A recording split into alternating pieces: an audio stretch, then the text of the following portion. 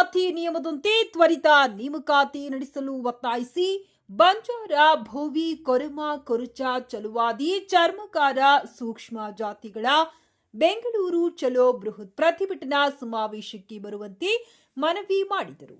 ಕೊರಟಗೆರೆ ಪಟ್ಟಣದ ಪ್ರವಾಸಿ ಮಂದಿರದಲ್ಲಿ ಕೊಲಂಬೋ ವತಿಯಿಂದ ಪೂರ್ವಭಾವಿ ಸಭೆ ನಡೆಸಿದರು. ಇದೇ ತಿಂಗಳು 24 ಮಾರ್ಚ್ 2026 ಮಂಗಳವಾರ ಫ್ರೀಡಂ ಪಾರ್ಕ್ ಬೆಂಗಳೂರಿನಲ್ಲಿ ನಡೆಯುವ ಪ್ರತಿಭಟನೆಯಲ್ಲಿ ಲಕ್ಷಾಂತರ ಮಂದಿ ಸೇರುವರು. ಇತ್ತೀಚೆಗೆ ರಾಜ್ಯ ಸರ್ಕಾರದ ವಿವಿಧ ಯೂನಿವರ್ಸಿಟಿ ಪ್ರಾಧಿಕಾರ ಮತ್ತು ಕೆಲ ಇಲಾಖೆಗಳ ನೇಮಕಾತಿ ಅಧಿಸೂಚನೆಯಲ್ಲಿ ಪರಿಶಿಷ್ಟ ಜಾತಿಗಳ ಪ್ರವರ್ಗ ಬಿ ಮತ್ತು ಪ್ರವರ್ಗ ಗುಂಪಿಗೆ ಶೂನ್ಯ ಹುದ್ದೆಗಳನ್ನು ಹಂಚಿಕೆ ಮಾಡಲಾಗಿತ್ತು. ಒಳ ಮೀಸಲಾತಿ ಎಷ್ಟೊಂದು ಅನ್ಯಾಯ ಮತ್ತು ಅಪ್ರಾಯೋಗಿಕ ಎಂಬುದನ್ನ ಈ ಮೂಲಕ ಜಗಜ್ಜಾಹಿರು ಆಗಿದೆ. ಈ ಘೋರ ಅನ್ಯಾಯ ಖಂಡಿಸಿ ಕರ್ನಾಟಕ ಮೀಸಲಾತಿ ಸಂರಕ್ಷಣಾ ಒಕ್ಕೂಟ ರಾಜ್ಯ ಸಮಿತಿಯ ನೇತೃತ್ವದಲ್ಲಿ ನಾಡಿನ ಬಂಜಾರ, ಭೋವಿ, ಕೊರಮ, ಕೊರಚ, ಚಲುವಾದಿ, ಚರ್ಮಕಾರ, ಸೂಕ್ಷ್ಮ ಪರಿಶಿಷ್ಟ ಜಾತಿಗಳ ಸಂಘ ಸಂಸ್ಥೆಗಳ ಸಹಯೋಗದೊಂದಿಗೆ ದಿನಾಂಕ 24 ಮಾರ್ಚ್ 2026 ಬೆಂಗಳೂರಿನಲ್ಲಿ ಬೃಹತ್ ಪ್ರತಿಭಟನಾ ಸಮಾವೇಶ ಹಮ್ಮಿಕೊಂಡಿದ್ದೇವೆ. ಹಕ್ಕುತ್ತಾಯಿಗಳು, ಹಳೆಯ ಮೀಸಲಾತಿಯ ನಿಯಮ ಶೇಕಡಾ 50 ಅನ್ವಯ ನೇಮಕಾತಿ ಮತ್ತು ಶೈಕ್ಷಣಿಕ ಪ್ರವೇಶ ಪ್ರಕ್ರಿಯೆಯನ್ನ ಮುಂದುವರಿಸುವುದಾಗಿ ರಾಜ್ಯ ಸರ್ಕಾರ ಪ್ರಕಟಣೆ ಮಾಡಿರುವುದು ಸ್ವಾಗತಾರ್ಹ. ತ್ವರಿತವಾಗಿ ನೇಮಕಾತಿ ಅಧಿಸೂಚನೆ ಹೊರಡಿಸಬೇಕು. ಈ ಹಿಂದೆ ರಾಜ್ಯ ಸರ್ಕಾರ ಪರಿಶಿಷ್ಟ ಜಾತಿ 17% ಮತ್ತು ಪರಿಶಿಷ್ಟ ಪಂಗಡಗಳ ಮೀಸಲಾತಿಯನ್ನ ಹೆಚ್ಚಳ ಮಾಡಿರುವ ಆದೇಶವನ್ನ ಸಂವಿಧಾನದ 9ನೇ ಶೆಡ್ಯೂಲ್ನಲ್ಲಿ ಸೇರಿಸಲು ಕೇಂದ್ರ ಸರ್ಕಾರಕ್ಕೆ ಮನವರಿಕೆ ಮಾಡಿಕೊಡಲು ಪ್ರಧಾನಿಗಳ ಬಳಿ ನಿಯೋಗ ಹೋಗಬೇಕು. ಕೇಂದ್ರದ ಮೇಲೆ ಒತ್ತಡ ಹೇರಬೇಕು.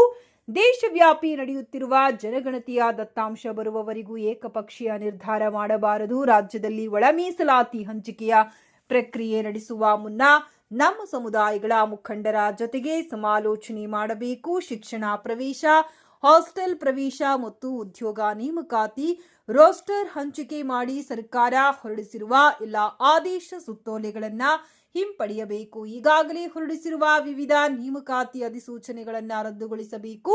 ಪರಿಶಿಷ್ಟ ಜಾತಿ, ಪ್ರವರ್ಗ ಮತ್ತು ಮತ ಎಂದು ನಮೂದಿಸಿ ನೀಡಲಾಗಿರುವ ಜಾತಿ ಪ್ರಮಾಣ ಪತ್ರಗಳನ್ನು ಹಿಂಪಡೆಯಬೇಕು. ಹಳೆಯ ಜಾತಿ ಪ್ರಮಾಣ ಪತ್ರಗಳನ್ನು ಪರಿಗಣಿಸಬೇಕು.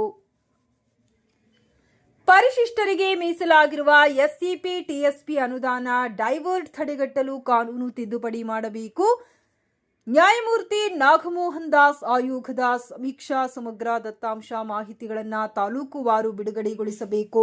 ಈ ಮೇಲಿನ ಹಕ್ಕುತ್ತಾಯಿಗಳನ್ನು ಸರ್ಕಾರ ಗೌರವಿಸಬೇಕು. ಅಪ್ರಾಯೋಗಿಕ ಒಳ ಮೀಸಲಾತಿಯಿಂದ ಹಿಂದೆ ಸರಿಯಬೇಕು. ಯಾರೂ ಒತ್ತಡಕ್ಕೆ ಮಣಿದು ಏಕಪಕ್ಷೀಯವಾಗಿ ವರ್ಗೀಕರಣ ಮಾಡಬಾರದೆಂದು ನಾಡಿನ ಬಂಡಾರ, ಬೋನಿ, ಚರ್ಮಕಾರ, ಸಮಾಗಾರ, ಕೊರು, ಕೊರುಚ, ಬಲಗೈ, ಬಲವಾದಿ, ಅಲೆಮಾರಿ, ಸೂಕ್ಷ್ಮ ಸಮುದಾಯಗಳು ಜಂಟಿಯಾಗಿ ಬೃಹತ್ ಹೋರಾಟ ಆಯೋಜಿಸಿದ್ದೇವೆ. ಈ ಐತಿಹಾಸಿಕ ಹೋರಾಟದಲ್ಲಿ ಎಲ್ಲ ಗ್ರಾಮ, ತಾಲೂಕು, ಜಿಲ್ಲೆಯ ಬಂಧುಗಳು ಹೆಚ್ಚಿನ ಸಂಖ್ಯೆಯಲ್ಲಿ ಭಾಗವಹಿಸಲು ಕೋರಲಾಗಿದೆ. ನಾವೇನಾದರೂ ಇದಕ್ಕೆ ನಮಗೆ ಸಂಬಂಧಪಟ್ಟಿಲ್ಲ, ಇದು ಈ ಸಮುದಾಯಕ್ಕೆ ಸೇರ್ತಕ್ಕಂಥದ್ದು ಅಥವಾ ಆ ಸಮುದಾಯಕ್ಕೆ ಸೇರ್ತಕ್ಕಂಥದ್ದು ಅಂತಕ್ಕಂಥ ಭಾವನೆಗಳು ಇಟ್ಕೊಂಡ್ರೆ ಖಂಡಿತ ನಾವು ಈ ಒಂದು ಯಶಸ್ಸನ್ನು ಕಾಣೋದಿಲ್ಲ. ಆಗಲೇ ಸರ್ ಅವರು ಹೇಳ್ತಾ ಇದ್ರು, ಮುಂದಿನ ಪೀಳಿಗೆ, ಮುಂದಿನ ಜನ್ರೇಷನ್ ಬಗ್ಗೆ ನಾವು ಯೋಚನೆ ಮಾಡ್ತಾ ಇದ್ವಿ. ಬಿಡಿ, ನಮ್ಮ ಜನ್ರೇಷನ್ ಆಯಿತು, ನಮ್ಮ ಜನ್ರೇಷನ್ ಹೇಗೋ ನಾವು ಸೋಕೊಂಡು ನಮ್ಮ ಜೀವನವನ್ನು ಸಾಗಿಸ್ಕೊಂಡು ಬಂದಿದ್ದೇವೆ. ಆದರೆ ನಮ್ಮ ಮುಂದಿನ ಬದುಕನ್ನು ನೋಡುವಾಗ, ನಮ್ಮ ಮುಂದಿನ ಪೀಳಿಗೆಯನ್ನು ನೋಡುವಾಗ, ನಾವು ಮುಂದಿನ ಪೀಳಿಗೆಗೋಸ್ಕರ ನಾವೇನಾದರೂ ಮಾಡಿ ಹೋಗಬೇಕು. ನಮ್ಮ ಹಿರಿಯರೆಲ್ಲ ನಮ್ಗೆ ಏನೋ ಮಾಡಿ ಹೋಗಿದ್ರು, ನಾವು ಸಾಧಾರಣವಾಗಿ ಮುಂದೋಗ್ಕೊಂಡು ಬಂದಿದ್ದೀವಿ. ಮುಂದಿನ ಜನ್ಮಕ್ಕೆ ನಾವು ಮುಂದಿನ ಮಕ್ಕಳಿಗೆ ಏನಾದರೂ ನಾವು ಮಾಡಬೇಕು ಅಂತ ಹೇಳಿದರೆ ಈ ಮೀಸಲಾತಿ ಬಗ್ಗೆ ನಾವು ಸಾಕಷ್ಟು ರೀತಿಯಲ್ಲಿ ಆಲೋಚನೆಗಳು ಮಾಡಿ ಪ್ರತಿಯೊಬ್ಬ ಕುಟುಂಬದವರಿಗೂ ಕೂಡ ಈ ಮೀಸಲಾತಿಯ ವ್ಯವಸ್ಥೆ ತಿಳಿಬೇಕು. ಕೇವಲ ಮುಖಂಡರಿಗೆ ಸೀಮಿತ ಆಗಿದೆ ಇದು. ನನ್ನ ಅಭಿಪ್ರಾಯ ಪ್ರಕಾರ ವೈಯಕ್ತಿಕವಾಗಿದೆ. ಮನೆ ಮನೆ ಮುಟ್ಟಬೇಕು. ಕಟ್ಟಕಡೆಯ ವ್ಯಕ್ತಿಗೂ ಕೂಡ ಮೀಸಲಾತಿ ಅಂದರೆ ಏನು ಅಂತಕ್ಕಂಥ ಸಂದೇಶವನ್ನು ಅವರಿಗೆ ನಾವು ಅರ್ಥ ಮಾಡಿಸಿದಾಗ ಮಾತ್ರ ಒಂದು ಬಲಾಢ್ಯವಾದ ಒಂದು ಸಂಘಟನೆಯಾಗಿ ಬೆಳೆಯಲಿಕ್ಕೆ ಸಾಧ್ಯ ಆಗುತ್ತೆ. ವಿಧಾನಸೌಧವನ್ನು ನಡೆಸೋದಕ್ಕೆ ಸಾಧ್ಯ ಆಗುತ್ತೆ. ಇಲ್ಲಾಂದರೆ ಖಂಡಿತ ಸಾಧ್ಯ ಆಗೋದಿಲ್ಲ. ಕೇವಲ ಮುಖಂಡರಿಂದಲೇ ಸಾಧ್ಯ ಆಗೋದಿಲ್ಲ. ನಾವು ಗ್ರಾಮೀಣ ಮಟ್ಟದಲ್ಲೂ ಕೂಡ ಈ ಒಂದು ವಿಚಾರದಲ್ಲಿ ನಾವು ಸಮಾವೇಶಗಳ ಮುಖಾಂತರ ಮಾಹಿತಿಗಳು ಕೊಡೋದ್ರ ಮುಖಾಂತರ ನಮ್ಗೆ ಅನ್ಯಾಯ ಆಗ್ತಾ ಇರೋದನ್ನ ಪ್ರತಿಪಾದಿಸೋದ್ರ ಮುಖಾಂತರ ಅವರೆಲ್ಲರೂ ಕೂಡ ಒಳ್ಳೆಯ ರೀತಿಯಲ್ಲಿ ಒಂದು ಭಾವನೆಗಳನ್ನು ನಾವು ತುಂಬಿದ್ದೆ ಮಾಡೋದಕ್ಕೆ ಸಾಧ್ಯತೆ ಇದೆ ಅಂತಕ್ಕಂಥ ವಿಚಾರವನ್ನ ಇವತ್ತು ಜಿಲ್ಲಾಧ್ಯಕ್ಷರು ಹೆಚ್ಚಿನದಾಗಿ ಮಾತನಾಡ್ತಾರೆ ಅಂತ ನಾನು ಭಾವಿಸ್ತೇನೆ. ನಮ್ಮ ಜಿಲ್ಲಾಧ್ಯಕ್ಷರು ಬರಬೇಕಾಗಿತ್ತು, ಅನಿವಾರ್ಯ ಕಾರಣಗಳಿಂದ ಅವರು ಕೂಡ ಅವರು ಬರ್ತಾ ಇಲ್ಲ. ಅವರೇನೋ ಮಿನಿಸ್ಟ್ರಿ ಎಂಪಿಗೆ ಕಾಣಬೇಕು ಅಂತೇಳಿ ಅವರ ಅನುಪಸ್ಥಿತಿಯಲ್ಲಿ ಕೂಡ ನಮ್ಮ ಸಮುದಾಯನೂ ಕೂಡ ಈ ಅಧ್ಯಕ್ಷರು ನಮ್ಮ ಸಮುದಾಯ ಹಕ್ಕು ಅದು. ಇದು ಕಾಡೋ ಪ್ರಶ್ನೆ ಅಲ್ಲ. ಇದು ನಮ್ಮ ಹಕ್ಕನ್ನು ಪ್ರತಿನಿಧಿಸಬೇಕು, ನಮ್ಮ ಹಕ್ಕನ್ನು ಕಿತ್ಕೋಬೇಕು, ನಮ್ಮ ಹಕ್ಕನ್ನು ಪಡ್ಕೊಳ್ಬೇಕು. ಅದಕ್ಕೋಸ್ಕರ ನಾವೆಲ್ಲರೂ ಕೂಡ ಒಗ್ಗಟ್ಟಾಗಬೇಕು ಅಂತಕ್ಕಂಥ ಒಂದು ಸನ್ನಿವೇಶ ಇವತ್ತು ಒದಗಿ ಬಂದಿದೆ. ಇವತ್ತು ಅಂಥದಕ್ಕೋಸ್ಕರನೇ ಇವತ್ತು ಈ ತುರ್ತು ಸಭೆಯ ಮುಖಾಂತರ 24ನೇ ತಾರೀಕು ಏನು ನಮ್ಮ ಸಮಾವೇಶ ಇದೆ, ಆ ಸಮಾವೇಶಕ್ಕೆ ಒಂದು ಶಕ್ತಿಯನ್ನು ಕೊಡಬೇಕು. ಆ ಶಕ್ತಿ ವಿಧಾನಸೌಧಕ್ಕೆ ಮುಟ್ಟಬೇಕು ಅಂತಕ್ಕಂಥ ಆಲೋಚನೆ ಇಟ್ಕೊಂಡು ಈ ಒಂದು ಮೀಸಲಾತಿ ಒಕ್ಕೂಟ ಒಂದು ವ್ಯವಸ್ಥೆಯನ್ನು ಮಾಡಿಕೊಟ್ಟಿದೆ.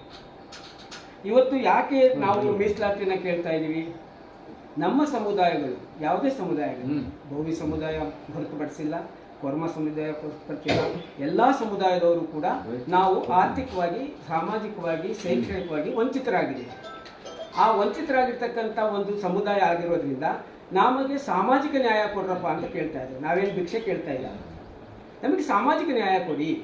ನಾವು ಇರ್ತಕ್ಕಂಥ ಒಂದು ವ್ಯವಸ್ಥೆಯನ್ನು ನಾವು ಕೂಡ ನಿಮ್ಮ ಥರ ಸಾಮಾಜಿಕವಾಗಿ ನಾವು ಅಭಿವೃದ್ಧಿ ಆಗಬೇಕು, ಶೈಕ್ಷಣಿಕವಾಗಿ ನಾವು ಮುಂದುವರಿಬೇಕು, ಆರ್ಥಿಕವಾಗಿ ನಾವು ಮುಂದುವರಿಬೇಕು, ಸಮಾಜದಲ್ಲಿ ಒಂದು ಸ್ಥಾನವನ್ನು ನಮಗೂ ಸಿಗಬೇಕು ಅಂತ ಒಂದು ಸಮುದಾಯ ನಾವು ಆಗಿರೋದ್ರಿಂದ ನಮ್ಮನ್ನು ನೀವು ಗುರುತಿಸಿ ನಮಗೇನನ್ನು ನಾವು ಕೊಡಬೇಕು, ನಮ್ಮ ಮೀಸಲಾತಿಯನ್ನು, ಆ ಮೀಸಲಾತಿಯನ್ನು ನಮಗೆ ಕೊಡಿ ಅಂತಕ್ಕಂಥ ಒಂದು ಹಕ್ಕನ್ನು ಚಲಾಯಿಸುವಂಥ ಒಂದು ಅಧಿಕಾರವನ್ನು ಈ ಸಮಾವೇಶ ಒಂದು ಉತ್ತಮ ರೀತಿಯಲ್ಲಿ ನಮಗೆ ಕೂಗನ್ನು ಹಾಕಬೇಕು ಅಂತಕ್ಕಂಥ ದೃಷ್ಟಿಕೋನದಲ್ಲಿ ಒಂದು ತುರ್ತು ಸಭೆಯನ್ನು ನಾವು ಕಂಡು ತಾಲೂಕಿನ ಭೋವಿ ಸಮಾಜದ ಅಧ್ಯಕ್ಷರಾಗಿರ್ತಕ್ಕಂಥ ಸನ್ಮಾನ್ಯ ಶ್ರೀಯುತರಾಗಿರ್ತಕ್ಕಂಥ ಅಶೋಕ್ ಅವರೇ, ತುಮಕೂರು ಜಿಲ್ಲಾ ಕೌನ್ಸಿಲರ್ ಸನ್ಮಾನ್ಯ ಮಂಜುನಾಥ್ ಸರ್ ಅವರೇ, ನಮ್ಮ ಗೌರವಾಧ್ಯಕ್ಷರಾಗಿರ್ತಕ್ಕಂಥ ವೆಂಕಟಪ್ಪನವರೇ, ನಮ್ಮ ಯೋಧರಾಗಿರ್ತಕ್ಕ ಆ ಥರ ಸರ್ಕಾರ ಒಂದು ಅವೈಜ್ಞಾನಿಕವಾಗಿ ಒಂದು ಇದನ್ನು ಮಾಡಿದೆ. ಅದನ್ನು ನಾವು ಪ್ರತಿಭಟನೆ ಮಾಡಬೇಕಾಗುತ್ತೆ. ನೀವೆಲ್ಲ ಬಂದಿದ್ದೀರಾ. ಮೊನ್ನೆ ಸ್ವಾಮೀಜಿಗಳು ಪೂರ್ವಭಾವಿ ಸಭೆ ಬೆಂಗಳೂರಲ್ಲಿ ಮಾಡಿ ಸಂಘಟಿತರಾಗಿ ಅಂತ ಅವರು ಸೂಚಿಸಿದ್ರು. ಹೆಚ್ಚಿನ ವಿಷಯನ ನಾವು ಸೇರ್ಕೊಂಡಿರೋದು ಕಾರಣ ಏನು ಹೇಳಿ, ನಮ್ಮ ಅಸ್ತಿತ್ವನ ನಾವು ಉಳಿಸ್ಕೊಳಕ್ಕೋಸ್ಕರ, ನಮ್ಮ ಮುಂದಿನ ಪೀಳಿಗೆಗೋಸ್ಕರ ನಾವು ಇವತ್ತಿನ ಘಟ್ಟ ಹೇಗಿದೆ ಅಂದರೆ ಅಳಿವು ಉಳಿವಿನ ಪ್ರಶ್ನೆಯಾಗಿ ಉಳಿದಿದೆ. ಈ ಒಂದು ಏನು ಸರ್ಕಾರ ಈ ಒಂದು ABC ಕೇಡರ್ ಮಾಡಿ ಪ್ರಕಾರ ನಾವು ಏನಾದರೂ ಮುಂದಿನ ದಿನಗಳಲ್ಲಿ ಅವರು ಪಾಲನೆಗೆ ನಾವು ಒಪ್ಕೊಂಡ್ಬಿಟ್ರೆ ನಮ್ಮದು ಮರಣ ಶಾಸನ. ಅವರು ಹೇಳ್ತಾರೆ ಫಸ್ಟು ಗಂಡವ್ರದವರಿಗೆ ಫಸ್ಟು ಊಟ ಹಂಚೋದು, ಅವ್ರಿಗೆ ಹಂಚ್ತೀವಿ, ಅವ್ರದ್ದು ಮೇಲೆ ಇವರಿಗೆ ಚಲವಾದಿನವ್ರಿಗೆ ಹಂಚ್ತೀವಿ, ಆಮೇಲೆ ನಿಮ್ಗೆ ಹಂಚ್ತೀವಿ ಅಂತ. ಈ ABC ಕೇಡರ್ ಪ್ರಕಾರ ಹೋದ್ರೆ ನಮಗೆ ಸಂಖ್ಯಾನುಸಾರ ಹೋದಾಗ 120 ಕೆಲಸಗಳನ್ನು ಕರೆದಾಗ ಮಾತ್ರ ನಮಗೆ ಸಿಗುತ್ತೆ 121. ಇಲ್ಲ ಕಾಲದಲ್ಲಿ ಹೋದಾಗ ನಮಗೆ 75 ವರ್ಷಕ್ಕೆ ಸಿಗುತ್ತೆ. ನೀವು ಒಂಚೂರು ಅರ್ಥ ಮಾಡ್ಕೊಬೇಕು. ಈಗ ಧಾರವಾಡದಲ್ಲಿ 9 ಪೋಸ್ಟ್ ಕಳೆದಿದ್ದಾರೆ ಅಂದರೆ ಆ 9 ಪೋಸ್ಟನ್ನು ಫಸ್ಟು ಗಂಡವ್ರದವರಿಗೆ, ನಮಗೆ ತಿರ್ಗಿ ಅದೇ ಪೋಸ್ಟ್ ನಮಗೆ ಸಿಗಬೇಕು ಅಂದರೆ ಅವರು ಇನ್ನು 70 ವರ್ಷಕ್ಕೆ ರಿಟೈರ್ಡ್ ಆಗ್ಬೇಕು, 60 ವರ್ಷ. ಅವರೇನೋ ಮಾತಾಡ್ತಾರೆ ಬಿಡು, ಅದೇನಾದ್ರು ಮಾಡ್ಕೊಳ್ಳಿ ಬಿಡು ಅನ್ನೋ ಒಂದು ಹೀನಾಯ ಸ್ಥಿತಿಗೆ ನಾವು ಹೋದಾಗ ನಾವು ನಿಜವಾಗ್ಲೂ ನಮ್ಮ ಮಕ್ಕಳು ಬಾಯಿಗೆ ಮಣ್ಣು ಹಾಕ್ತೇವೆ. ಮುಂದಿನ ಭವಿಷ್ಯದಲ್ಲಿ ನಮ್ಮ ಮಕ್ಕಳು ಉಜ್ವಲ ಭವಿಷ್ಯವನ್ನು ರೂಪಿಸ್ಕೋಬೇಕು. ಈ ಸಮಾಜದಲ್ಲಿ ನಮ್ಮದಾಗಲಿ, ಬಂಜಾರ ಸಮಾಜ ಆಗಲಿ, ಕೊರಮ ಸಮಾಜ ಆಗಲಿ, ಎಲ್ಲದರಲ್ಲೂ ಅಷ್ಟೇ ನಾವುಗಳೇನಾದರೂ ಮುಂದೆ ಹೋಗಬೇಕು ಅಂದರೆ ಈ ರೋಸ್ಟರ್ ಪದ್ಧತಿ ತೆಗಿಬೇಕು. ಹಾಗಾಗಿ ನಾವು ಬರುವ 24ನೇ ತಾರೀಕು ಬೃಹತ್ ಪ್ರತಿಭಟನೆ ಮಾಡಬೇಕು ಅಂತ ಮೊನ್ನೆ ಒಕ್ಕೂಟದಲ್ಲಿ ನಮ್ಮ ಪರಮ ಪೂಜ್ಯರು ಮತ್ತು ಬಂಜಾರ ಸಮಾಜದ ಪರಮ ಪೂಜ್ಯರು ಇಬ್ಬರೂ ಸೇರಿ ಒಂದು ತೀರ್ಮಾನವನ್ನು ಮಾಡಿದ್ದಾರೆ. ಈ ನಾವೇನಾದರೂ ಈ ಸಮಯದಲ್ಲಿ ಯಾಮಾರಿದ್ರೆ ನಮಗಂತೂ ಮರಣಶಾಸನ ಆಗುತ್ತೆ. ಇದು ನಾವು ಮಾಡಲೇಬೇಕು ಅಂತ. ಮೊನ್ನೆ ತಾನೇ ಮುಖ್ಯಮಂತ್ರಿಗಳು, ಉಪಮುಖ್ಯಮಂತ್ರಿಗಳು ನಮ್ಮ ಮಠಕ್ಕೆ ಹೋಗಿದ್ದಾರೆ. ಅಲ್ಲೂ ಕೂಡ ಸ್ವಾಮೀಜಿ ಚರ್ಚೆ ಮಾಡಿದ್ದಾರೆ, ನಮಗೆ ಭಾಳ ಅನ್ಯಾಯ ಆಗುತ್ತೆ, ಇದು ಮಾಡೋದು ಬೇಡ ಅಂತ. ಅದು ಆಗುತ್ತೋ ಬಿಡುತ್ತೋ ಅನ್ನೋದು ಬೇರೆ ಪ್ರಶ್ನೆ. ಬಟ್ ನಮ್ಮ ಸ್ನೇಹಿತರ ಒತ್ತಡಗಳು ಜಾಸ್ತಿ ಇದ್ದಾವೆ ಸರ್ಕಾರಕ್ಕೆ. 27ನೇ ತಾರೀಕು ಕ್ಯಾಬಿನೆಟ್ಟಲ್ಲಿ ಏನು ತೀರ್ಮಾನ ಮಾಡ್ತಾರೆ ಅದು ನಮಗೇನಾದರೂ ನಮ್ಮ ವಿರುದ್ಧವಾದರೆ ಮರಣ ಶಾಸನ. ಆ 27ನೇ ತಾರೀಕು ಕ್ಯಾಬಿನೆಟ್ಟಲ್ಲಿ ತೀರ್ಮಾನ ಆಗೋದಕ್ಕೆ ಮುಂಚೆನೇ ನಾವೆಲ್ಲರೂ 24ನೇ ತಾರೀಕು ಬೃಹತ್ ಪ್ರತಿಭಟನೆ ಮಾಡಿ ನಮ್ಮ ಶಕ್ತಿ ಏನಂತ ಸರ್ಕಾರಕ್ಕೆ ತೋರಿಸಿದ್ರೆ ಬರೋ 27ನೇ ತಾರೀಕು ಕ್ಯಾಬಿನೆಟ್ಟಲ್ಲಿ ಏನು ಮಾಡ್ತಾರೆ ಅಂತ ಅದು ಅವ್ರಿಗೆ ಅರ್ಥ ಆಗುತ್ತೆ. ತಾಲೂಕು ಬಂಜಾರ ಸಮುದಾಯದ ಅಧ್ಯಕ್ಷರಾದಂಥ ಹೇಳೋದಿಷ್ಟೇ, ಕಳೆದ ಬಾರಿ ಹಿಂದಿನ ಸರ್ಕಾರ ಮೀಸಲಾತಿ ಮಾಡಬೇಕು ಅಂತ ಹೊರತು. ಸೊ ನಿಮ್ಗೆಲ್ರಿಗೂ ಗೊತ್ತಿದ್ದಂಗೆ ಆ ಸರ್ಕಾರ ಇದ್ದಾಗಲೂ ಕೂಡ ಒಂದು ಬೃಹತ್ತಾದ ಹೋರಾಟ ಮಾಡಿದ್ವಿ. ಅದರ ಪರಿಣಾಮ ಅವರು ಸರ್ಕಾರ ಕಳ್ಕೊಂಡ್ರು. ಸರ್ಕಾರ ಹೋಯ್ತು. 40-50 ಸೀಟು ಈ ಮೀಸಲಾತಿ ವಿಚಾರವಾಗಿಯೇ 40-50 ಸೀಟ್ ಸೋತರು, ಸರ್ಕಾರ ಹೋಯ್ತು. ಬರುವಂಥ ಸರ್ಕಾರಗಳು, ಈಗಿರುವಂಥ ಸರ್ಕಾರಗಳಲ್ಲೂ ಕೂಡ ಅದು ಭಯ ಇದೆ. ಮೀಸಲಾತಿ ಮಾಡಿದ್ರೆ ನಮ್ದೇನಾಗ್ಬೋದು ನೆಕ್ಸ್ಟು, ಹಿಂದಿನ ಸರ್ಕಾರಕ್ಕೆ ಏನು ಗತಿ ಆಯಿತು, ನಮ್ಗಳಿಗೂ ಅದೇ ಗತಿ ಆಗ್ಬೋದು ಅನ್ನೋ ಒಂದು ಭಯನೂ ಇರುತ್ತೆ. ಬಟ್ ಆದ್ರೂ ನಮ್ಮ ಸ್ನೇಹಿತರನ್ನೇ ಸುಮಾರಾಗಲೇ ಒಂದು ತಿಂಗಳಿಂದ ಎಲ್ಲಿ ನಮ್ಮ ಇದರಲ್ಲಿ ಫ್ರೀಡಮ್ ಪಾರ್ಕಲ್ಲಿ ಉಪವಾಸ ಸತ್ಯಾಗ್ರಹ ಕೂತವ್ರು ಒಂದು ತಿಂಗಳಿಂದ. ನಮ್ಮ ಸ್ನೇಹಿತರೇನೆ ಎಡಗೈ ಮುಖಂಡರು ನಮಗೆ 6% ಕೊಡಲೇಬೇಕು ಅಂತ. ಹಿಂದಿನ ಸರ್ಕಾರ ಇದ್ದಾಗ 17% ಮೀಸಲಾತಿ ಮಾಡೋದು. ಎಡಗೈ ಸಮುದಾಯಕ್ಕೆ 6%, ಬಲಗೈ ಸಮುದಾಯಕ್ಕೆ 6%, ಉಳಿದ 5% ನಾವು 199 ಸಮುದಾಯದವರು ಹಂಚ್ಕೊಂಡ್ವಿ. ಒಂಚೂರು ಕಟ್ ಮಾಡೋದು. ಸೊ ಅದರ ಪರಿಣಾಮ ಏನಾಯಿತು, ಆಗಲಿಲ್ಲ. ಕೊನೆಗೆ ಕಷ್ಟ ಆಗುತ್ತೆ ಅಂತ. ಯಾಕೆಂದರೆ ಹಿಂದಿನ ಸರ್ಕಾರಗಳೆಲ್ಲ ಉದಾಹರಣೆ ಇದ್ದಾವೆ. ಉದಾಹರಣೆಗೆ ಮಾಧುಸ್ವಾಮಿಯವರು ನಾವು ಸುಮಾರು ಸಾರಿ ಹೋಗಿ ಮೆಮೊರಂಡಮ್ ಕೊಟ್ವಿ, ಬೇಡ ಇದು ಮಾಡಬೇಡಿ ಅಂತ. ನಮಗೆ ಉಡಾಫೆ ಉತ್ತರನೇ ಕೊಟ್ಟರು. ನಿಮಗೆ ಉಡಾಫೆ ಉತ್ತರಕ್ಕೆ ತಕ್ಕನಾಗಿ ಈ ಸರಿ ಉತ್ತರ ನಾವು ಕೊಡ್ತೀವಿ ಅಂತ ಎದುರಿಗೆ ಹೇಳಿ ಬಂದಿದ್ವಿ. ಪರಿಣಾಮ ಏನಾಯಿತು, ಸೋತ್ರಲ್ಲ. ಹ್ಞೂ ಅಷ್ಟೇ. ಸೊ ಆ ರೀತಿ ಆಗೋದು ಬೇಡ. ನಾವೆಲ್ಲರೂ ಎಚ್ಚೆತ್ಕೊಂಡು ನಮ್ಮ ಮಕ್ಕಳ ಭವಿಷ್ಯತ್ತಿಗಾದರೂ ಕೂಡ ನಾವು ಹೋರಾಟ ಮಾಡಲೇಬೇಕು. ದಯಮಾಡಿ ನಿಮ್ಮೆಲ್ಲರಿಗೂ ಕೈ ಜೋಡಿಸಿ ಪ್ರಾರ್ಥನೆ ಮಾಡ್ತೇನೆ, ಯಾರು ಕೂಡ ಈ ಸಂದರ್ಭದಲ್ಲಿ ಯಾರು ಇಂಜಿನಿಯರ್ ಬೇಡ. ನಮ್ಮ ಕೈಯಿಂದ 10,000 ಖರ್ಚಾಗುತ್ತೆ ಅಂತಲೂ ನೋಡಬೇಡಿ. ನಮ್ಮ ಮಕ್ಕಳ ಭವಿಷ್ಯಕ್ಕೆ ಅಂತಲೇ ನಾವು ಖರ್ಚು ಮಾಡೋಣ. ನಮ್ಮ ಭವಿಷ್ಯ ಬೇಡ, ನಮ್ಮ ಭವಿಷ್ಯ ಮುಗ್ದೋಯ್ತು ಬಿಡಿ. ಮಕ್ಕಳ ಭವಿಷ್ಯ ಏನು ಮಾಡ್ಬೋದು? ನಾಳೆ ನನ್ನ ಮಗ ಒಬ್ಬ, ನಿಮ್ಮ ಮಕ್ಕಳು ಯಾರೋ IAS ಮಾಡ್ತಾರೆ, ಆಯಿತಾ? ಸ್ವಲ್ಪ ಪರ್ಸೆಂಟೇಜಲ್ಲಿ ಏರುಪೇರಾದಾಗ ನಿಮ್ಮ ಮಗನಿಗೆ ಅದ್ರ ಭವಿಷ್ಯತ್ತೇ ಇಲ್ಲ. ಆಯಿತು, ಭವಿಷ್ಯತ್ ಪಡ್ಕೊಳ್ಳೋರು ಯಾರು? ಎಡಗೈ ಸಮುದಾಯದವರು, ಬಲಗೈ ಸಮುದಾಯದವರು. ಅವ್ರಿಗೂ ಕೂಡ ಅನ್ಯಾಯ ಆಗಿದೆ ಬಲಗೈ ಸಮುದಾಯವ್ರಿಗೆ ಅಂತ. ಈಗ ನಮ್ಮ ಜೊತೆಲಿ ಅವರು ಬರೋಕ್ಕೆ ಹೊರಟವ್ರಿಗೆ ನಮಗೆ 3% ಮಾಡ್ತಾವ್ರೆ ಅಂತ. ಅವರು ನಮ್ಗೆ 6% ಕೊಡಲೇಬೇಕು ಅಂತ ಕೂತವ್ರೆ. ನೀವು 3% ತಗೊಳ್ಳಿ ಅಂತವ್ರೆ. ಆ ಒಂದು ದೃಷ್ಟಿಲಿ ಅವರು ನಮ್ಮ ಜೊತೆ ಕೈ ಜೋಡಿಸ್ತಾರೆ. ಈಗ ಯಾವುದೇ ಥರದ ಇದಿಲ್ಲ. ಸೊ ಹಂಗಾಗಿ ಯಾರು ಮೈ ಮರೆಯೋದು ಬೇಡ. 24ನೇ ತಾರೀಕು ನಾವೆಷ್ಟು ಶ್ರಮ ವಹಿಸಿ ನಮ್ಮ ಜನನ ಕರ್ಕೊಂಡು ನಾವು ತೋರಿಸ್ತೀವೋ ಅಷ್ಟು ಪ್ರತಿಫಲ ನಮಗೆ ಸಿಕ್ಕುತ್ತೆ ಅಂತ ಈ ಸಂದರ್ಭದಲ್ಲಿ ಹೇಳಿ, ಯಾರು ಕೂಡ ಮತ್ತೊಮ್ಮೆ ನಾನು ಕೈ ಜೋಡಿಸಿ ನಿಮ್ಮಲ್ಲಿ ಪ್ರಾರ್ಥನೆ ಮಾಡ್ತೇನೆ, ಯಾರೂ ಕೂಡ ಅನ್ಯತೆ ಭಾವಿಸೋದು ಬೇಡ. ಯಾರು ಅದರಲ್ಲಿ ಏನು ಯಾವ ಇದೂ ಇಲ್ಲ, ಸ್ವಾರ್ಥನೂ ಇಲ್ಲ. ನಮ್ಮ ಮಕ್ಕಳು ಭವಿಷ್ಯಕ್ಕೆ ಅಷ್ಟೇ ನಾವು ಕಾಪಾಡ್ಕೋಬೇಕಾಗಿರೋದು.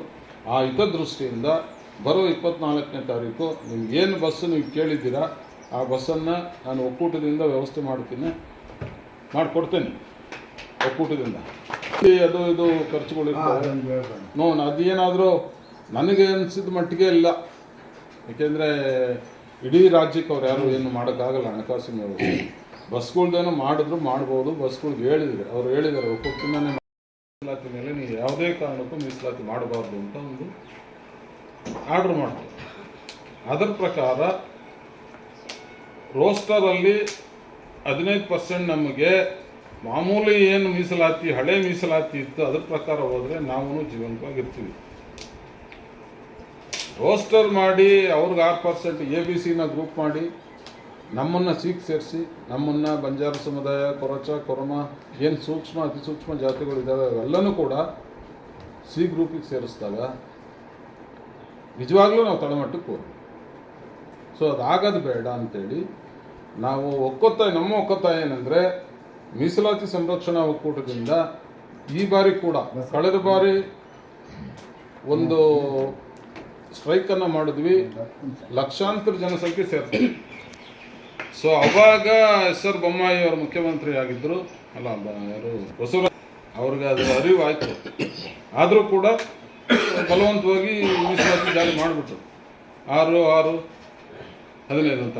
ನಮ್ಮ ಒಕ್ಕತ್ತಾಯ ಏನಂದರೆ ನೀವು ಮಾಡ್ತೀರಾ ಸಮಾನವಾಗಿ ಮೀಸಲಾತಿ ಮಾಡಿ, ರೋಸ್ಟರ್ ಪದ್ಧತಿ ಪ್ರಕಾರ 5-5-5 ಮಾಡಿ, ನಮ್ದು ಯಾವುದೂ ಅಭ್ಯಂತರ ಇಲ್ಲ. ನಮಗೆ ಮೋಸ ಮಾಡಿದ್ವು, ಅವ್ರಿಗೆ ಆಹಾರ ಹಂಚಿಕೆ ಮಾಡಿದ್ರೆ ನಮ್ಮ ಪರಿಸ್ಥಿತಿಗಳು ಏನಾಗ್ಬೋದು, ನಮ್ಮ ಮಕ್ಕಳ ಭವಿಷ್ಯವೇನು? ಉದಾಹರಣೆಗೆ ಧಾರವಾಡದಲ್ಲಿ ಮೊನ್ನೆ ಯೂನಿವರ್ಸಿಟಿಲಿ 6 ಪೋಸ್ಟ್ ಖಾಲಿ ಇದ್ವು. 6 ಪೋಸ್ಟು ಖಾಲಿನೂ ಕಾಲ್ ಮಾಡಿದಾಗ ಎ ಕ್ಯಾಟಗರಿಗೆ ಹೋಗಲಿಲ್ಲ. 6 ಪೋಸ್ಟನ್ನು ABC ಹೋಗ್ಬೇಕಲ್ವಾ, ಆಗಲಿ ಎ ಕ್ಯಾಟಗರಿಗೆ ಒಂದು 6.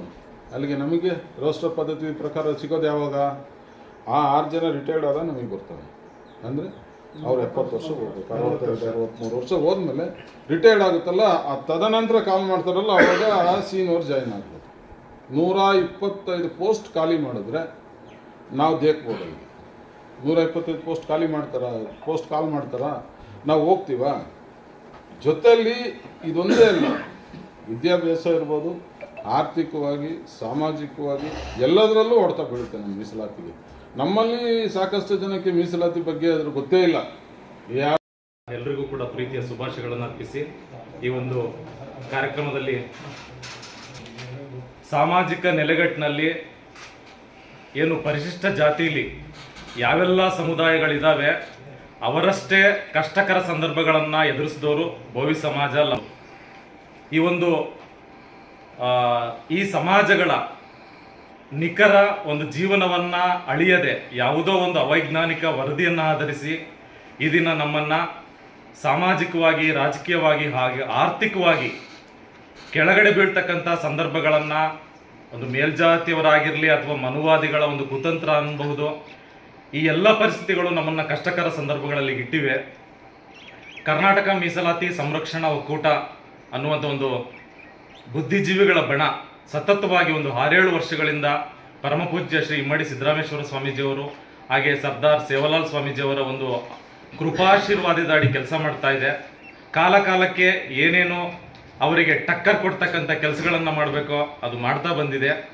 ಈಗ 24ರಂದು ಇದು ನಮ್ಮ ಸಮಾಜಕ್ಕೆ ಕೊನೆಯ ಅವಕಾಶ. ಇದು ಇಲ್ಲಿ ನಮ್ಗೆ ಯಾಕೆ ಬೇಕು, ನಾವು ಆಗಲೇ ಆಲ್ರೆಡಿ ಸೇಫು, ನಾವು ಚೆನ್ನಾಗಿದ್ದೀವಿ, ನಾವು ಆರ್ಥಿಕವಾಗಿದ್ದೀವಿ, ನಮ್ಮದು ಕ್ರಷರ್ ಐತೆ, ನಮ್ಮದು ಬಂಡೆ ಐತೆ, ನನ್ನ ಗಾರೆ ಕೆಲಸ, ನನ್ನ ಕಾಂಟ್ರಾಕ್ಟರ್ ಅಂತ ಏನಾದರೂ ನಿಮ್ಮ ಮನಸ್ಸಿಗೆ ಬಂದರೆ ಮುಂದೊಂದಿನ ನಿಮ್ಮ ಸಮಾಜದ ಮುಂದಿನ ಪೀಳಿಗೆ ಮಕ್ಕಳು ಇವಾಗೇನಿದ್ದೀವಿ ನಾವೆಲ್ಲ ಆಯಾಮಗಳಲ್ಲೂ ಶಕ್ತರಾಗಿದ್ದೀವಿ. ರಾಜಕೀಯವಾಗಿರಲಿ, ನಮ್ಮದೇ ಆದ ಒಬ್ಬರು ಮಂತ್ರಿ ಸ್ಥಾನವನ್ನು ಅಲಂಕರಿಸಿದ್ದಾರೆ. ಅವರೆಲ್ಲರ ಒಂದು ಹೋರಾಟ ರಾಜಕೀಯವಾಗಿ ನಡೀತಾ ಇದೆ. ನಾವೇನು ಮಾಡಬೇಕಂದ್ರೆ ಒಂದು ಬಹುದೊಡ್ಡ ಮಟ್ಟದಲ್ಲಿ ನಾವು ಅಲ್ಲಿ ನಮ್ಮ ಒಂದು ಶಕ್ತಿಯನ್ನು ತೋರ್ಪಡಿಸ್ಬೇಕು. ಇವತ್ತು ನಿಮ್ಮ ಮನೆಯಲ್ಲಿ ನಿಮ್ಮಗಳ ಸಮೇತ ನಿಮ್ಮ ಕುಟುಂಬದವ್ರ ಕಡೆ ಎಲ್ಲರೂ ಕೂಡ ಒಂದು ಪ್ರತಿಭಟನೆಯಲ್ಲಿ ಭಾಗವಹಿಸಬೇಕು. ನಾವು ಕೂಡ ಏನು 2 ಬಲಿಷ್ಠ ಸಮಾಜಗಳಿದೆ ಪರಿಶಿಷ್ಟ ಜಾತಿಲಿ, ಅವರಿಗಿಂತಲೂ ಕೂಡ ಶಕ್ತರಿದ್ದೀವಿ. ನಮಗೆ ಸಾಮಾಜಿಕ ಸಮಾನತೆ ಬೇಕು, ಸಾಮಾಜಿಕ ನ್ಯಾಯ ಬೇಕು ಅನ್ನೋ ಒಂದು ಉದ್ದೇಶದೊಂದಿಗೆ ಪರಮಪೂಜ್ಯ ಶ್ರೀ ಇಮ್ಮಡಿ ಸಿದ್ದರಾಮೇಶ್ವರ ಸ್ವಾಮೀಜಿಯವರ ಒಂದು ಮಾರ್ಗದರ್ಶನ ಮತ್ತು ಆಶೀರ್ವಾದದ ದೊಡ್ಡ ಕಾರ್ಯಕ್ರಮ ಆಗಬೇಕು ಅಂತ ಅವ್ರೇನು ಕನ್ಸ್ಕೊಂಡಿದ್ದಾರೆ, ಅವರಿಗೆ ನಾವು ಶಕ್ತಿ ಕೊಡಬೇಕು. ಹಂಗಾಗಿ ನೀವೆಲ್ಲರೂ ಕೂಡ ಏನು ಮುಖಂಡರು ಎಲ್ಲ ಸಮಾನ ಮನಸ್ಕರಿದ್ದೀರಿ, ನೀವೆಲ್ಲರೂ ಕೂಡ ಕೊರಟಗೆರೆಯಲ್ಲಿ ನಮ್ಮ ಒಂದು ಅಂದಾಜಿನ ಪ್ರಕಾರ ಕಡಿಮೆ ಅಂದರೂ 2,000 ಜನ ಕರ್ಕೊಂಬರ್ಬೇಕು. ನೀವು ತುಮಕೂರು ಜಿಲ್ಲೆಗೆ ಹೋಲಿಸ್ಕೊಂಡ್ರೆ ಈಗೇನು ಪಾವಗಡದ ಶಾಸಕರಿದ್ದಾರೆ, ಅಲ್ಲಿ ಭೋವಿ ಸಮಾಜ ಒಂದು ದಟ್ಟವಾಗಿದೆ. ಅದನ್ನು ಹೊರತುಪಡಿಸಿದ್ರೆ ಪರಿಶಿಷ್ಟ ಜಾತಿಯಲ್ಲಿ ನಿರ್ಣಾಯಕ ಪಾತ್ರ ವಹಿಸ್ತಕ್ಕಂಥ ಎಲ್ಲ ಅವಕಾಶಗಳಿರೋದು ಕೊರಟಗೆರೆಯಲ್ಲಿ. ಸೊ ನಾವು ರಾಜಕೀಯವಾಗಿ ಕೂಡ ಒಂದು ತೋರ್ಪಡಿಕೆ ಮಾಡ್ಕೋಬೋದು, ನಾವು ಶಕ್ತರಾಗಿದ್ದೀವಿ ಅಂತ. ಹಾಗಾಗಿ ನೀವೆಲ್ಲರೂ ಕೂಡ ಏನು 24ರಂದು ಇನ್ನೇನು 2-3 ದಿನ ಇದೆ, ತುಂಬ ಶ್ರಮ ವಹಿಸಿ ಜನಗಳನ್ನ ಈ ಬಗ್ಗೆ ಅವರಿಗೆ ಮಾಹಿತಿ ನೀಡಿ ಆ ಒಂದು ಹೋರಾಟದಲ್ಲಿ ಭಾಗಿಯಾಗಬೇಕು ಅಂತ ಒಂದು ಮನಸ್ಥಿತಿಯನ್ನು ಸೃಷ್ಟಿ ಮಾಡಬೇಕು ಅಂತ ಹೇಳಿ ನನ್ನ ಮಾತುಗಳನ್ನು